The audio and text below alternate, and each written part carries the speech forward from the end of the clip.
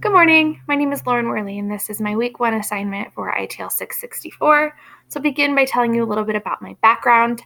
I've, for the most part, always known that I've wanted to be a teacher.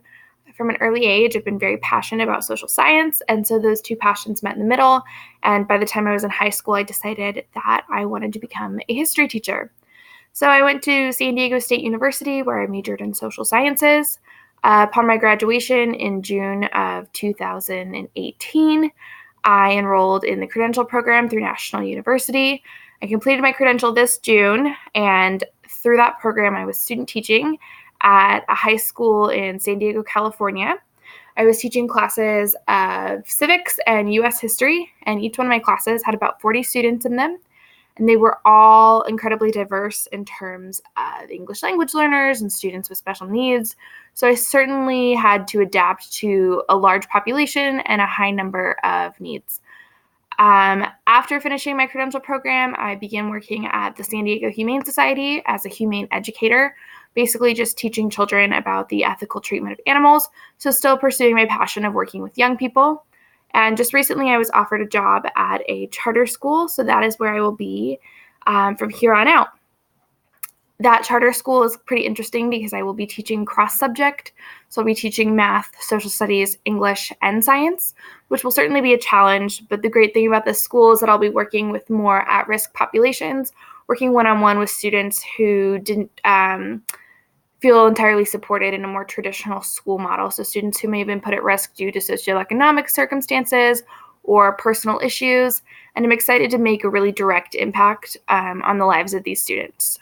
So for my research project, I decided to evaluate the effectiveness of multimedia in terms of educating EL students. So in general, in education, I often hear, well, multimedia is a great way to educate. But I very seldom see actual statistics and actual research to back that up. So while it is very easy for people to say that multimedia can be an effective tool for ELs, I would like to know exactly how effective it is. What is the difference between using multimedia in a classroom and not using it at all? Are there comparable statistics between the two?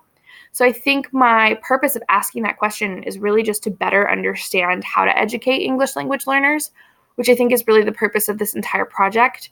Of course, if I find that multimedia is an incredibly effective tool, I would want to implement that in my own classroom. So at the end of the day, it's all about figuring out what the best method is to educate students that need extra support, in this case, English language learners. And the other motivation for me choosing this topic is because I am a young teacher. I'm a teacher that's coming into education during a very modern age of education. Technology is at an all-time high. We have more and more access to different technological programs. And so for me, implementing technology-based multimedia is very interesting, and I want to understand more about it and how effective it can be. So that is my primary research question: how effective is multimedia? And in terms of how I'm planning on doing my research, I would like to follow a traditional scientific format. So having a control group and an experimental group, simply measuring the results of the one variable, which in this case would be multimedia. So teaching a lesson to a class of EL students featuring no multimedia, but the same basis of the lesson, and then teaching that same lesson to another group of EL students, but this time incorporating elements of multimedia, and then measuring which class seemed to be more positively affected by the content. And in order to demonstrate which class achieved higher comprehension levels and to determine that, I will be using assessments. I'm going to use a couple different forms of assessment. The first one is a traditional formal assessment.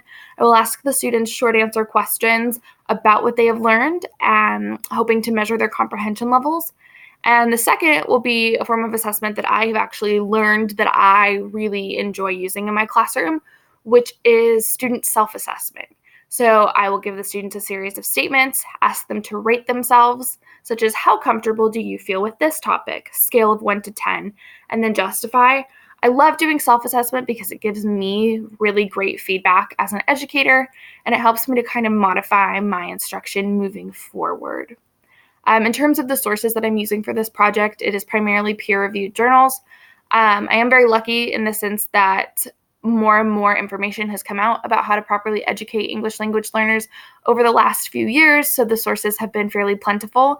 In terms of focusing on my topic in particular, it has been a little bit difficult to find the sources, but I have been able to find some of them through the National Library and through programs like Google Scholar and just looking for those reputable peer-reviewed journals. As far as a critical friend goes, I was very benefited by my relationship with the professor of the last class. She was very helpful in terms of elaborating and explaining instructions. I also have continued to work with my master teacher from my student teaching program. I cannot overemphasize how incredibly lucky I was to have a wonderful, supportive master teacher who I am still very close with to this day. Even though my program has ended, she is still a pillar of support within my life and within my career. So I have certainly been reaching out to her to get her opinion, and I will actually be going back to her school to conduct my experiment and my research this coming week. So in terms of methodology, again, just following that traditional scientific research process of having a control group and an experimental group. And I think if I could give myself any advice, if I could go back in time, one would be to have better time management. I think the way that I have been structuring my schedule with the National University courses have been to get the smaller assignments done first and then get the big assignment done at the end. And at this point, I think I need to flip-flop that and focus primarily on the larger assignments and finish the smaller ones towards the end of the week, just to make sure I'm giving the larger assignments enough attention and I'm giving myself enough time to do the research that needs to be done. And then I might pick a topic that has a bit more data. As I mentioned, there's so much information out there about educating EL students, but my topic in particular really narrows that field. However, I still think it is doable. And then as far as my plans for the future after I get my master's degree is just to keep teaching. I don't really see myself moving into any administration position. That's just not something I'm particularly passionate about. I like to work closely alongside students. Right now, I will be working at a charter school. Eventually, I would like to work at a more traditional school that's part of a district. But other than that, I'm just focused on my future, and I thank you for your time watching this video. Thank you.